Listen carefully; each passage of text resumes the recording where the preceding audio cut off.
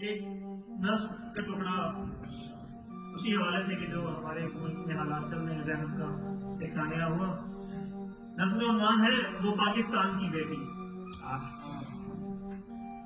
ہاں زینب عرش پہ بیٹھی کئی غم سہ رہی ہوگی، ہاں زینب عرش پہ بیٹھی کئی غم سہ رہی ہوگی، وہ پاکستان کی بیٹی خدا سے کہہ رہی ہوگی۔ سنا تھا فرش پہ کچھ صاحب ایمان رہتے ہیں، سنا تھا فرش پہ کچھ صاحب ایمان رہتے ہیں، کئی ذیشان بستے ہیں سبھی انسان رہتے ہیں، مگر ایک شام سے میں یہ عقیدہ چھوڑ بیٹھی ہوں کہ میرے دیش میں اعلیٰ نسب حیوان بھی۔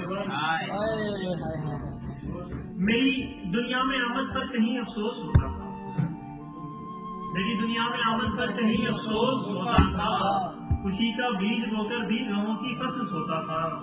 خدایا دیکھ پائی تھی وہیں انفاق کی صورت کہ جو ظاہر میں ہنستا تھا وہیں چھپ چھپ کے روتا تھا۔ اور میرے بابا مگر مجھ سے بہت ہی پیار کرتے تھے، میرے بابا مگر مجھ سے بہت ہی پیار کرتے تھے، میرے بھیا بھی الفت کا سدا اظہار کرتے تھے۔ خدایا ماں کی نسبت تجھ سے بڑھ کے کون جانے گا، وہ تب اقرار کرتی تھی جو سب انکار کرتے تھے۔ خدایا ماں کی نسبت تجھ سے بڑھ کے کون جانے گا، وہ تب اقرار کرتی تھی جو سب انکار کرتے تھے۔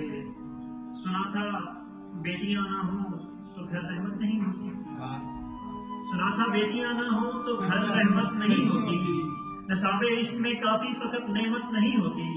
میرے استاد بھی اکثر ہمیں یہی بتاتے تھے، سنو یہ شان ہوتی ہے کبھی زحمت نہیں ہوتی۔ سنا ہے احمد مرسل کے ہاں بھی ایک دختر تھی، سنا ہے احمد مرسل کے ہاں بھی ایک دختر تھی، وہی تھی بذاتوں منی جواب لک سے ابتر تھی، وہ جن کی شان میں حضرت بھی مسند چھوڑ دیتے تھے، وہی جو دو جہاں کی عورتوں سے نیک برتر تھی۔ سنی ہے ایک بنت حیدر کرار ہے بیٹی، سنی ہے ایک بنت حیدر کرار ہے بیٹی، جن کے عزم سے ہی آج پردہ دار ہے بیٹی۔ سنا ہے ایک بنت حیدر کرار ہے بیٹی، جن کے عزم سے ہی آج پردہ دار ہے بیٹی، اور اس کی شام کی مقتل سے ہی اسلام زندہ ہے، وہ بنت فاطمہ ہے کفر پہ یلغار ہے بیٹی۔ سنی ہے ایک بنت حضرت شبیر مقتل میں، سنی ہے ایک بنت حضرت شبیر مقتل میں، وہ جن کے خون سے ہے ظلم بھی تحریر مقتل میں۔ سنی ہے ایک بنت حضرت شبیر مقتل میں، وہ جس کے خون سے ہے ظلم بھی تحریر مقتل میں۔ سنا ہے کربلا و شام کی تقسیم ایسی تھی، ادھر بشیر مقتل میں ادھر ہمشیر مقتل میں۔ سنا ہے کربلا و شام کی تقسیم ایسی تھی، ادھر بشیر مقتل میں ادھر ہمشیر مقتل میں۔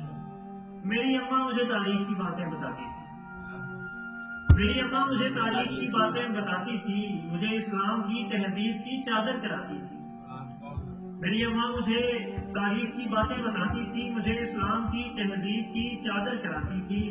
بھلے بھیا کو حفظہ نے بصارت کا نہیں بولا، مجھے قرآن کی آیات کا مطلب سناتی تھی، بھلے بھیا کو حفظہ نے بصارت کا نہیں بولا، مجھے قرآن کی آیات کا مطلب سناتی تھی۔ مجھے بس یاد ہے اتنا کوئی منحوس سایہ تھا، مجھے بس یاد ہے اتنا کوئی منحوس سایہ تھا، ہمارے باغ میں بے جا کوئی صیاد آیا تھا، مجھے بس یاد ہے اتنا کوئی منحوس سایہ تھا، ہمارے باغ میں بے جا کوئی صیاد آیا تھا، وہ خوشبو کی ہوس میں باغ سے گل توڑ کر یارب مسل کر وہ تعفن کے مجھے کچرے میں لایا تھا۔ مجھے یہ یاد ہے ہاتھوں میں میرے ایک سپارہ تھا، مجھے یہ یاد ہے ہاتھوں میں میرے ایک سپارہ تھا، مگر قسمت کی آیت سے غلاف اس نے اتارا تھا۔ مجھے یہ یاد ہے ہاتھوں میں میرے ایک سپارہ تھا، مگر قسمت کی آیت سے غلاف اس نے اتارا تھا، جدا کر پھول کی پتیاں خزاں میں پھینک دی اس نے، یہ وہی گل ہے مالی نے جسے مشکل سنبھالا تھا۔ خدایا خود کو اب اس قید سے آزاد کرتی ہوں، خدایا خود کو اب اس قید سے آزاد کرتی ہوں، میں اپنی ہاں میں حائل آج سے آزاد کرتی ہوں، خدایا خود کو اب اس قید سے آزاد کرتی ہوں، میں اپنی ہام حائل آج سے آزاد کرتی ہوں۔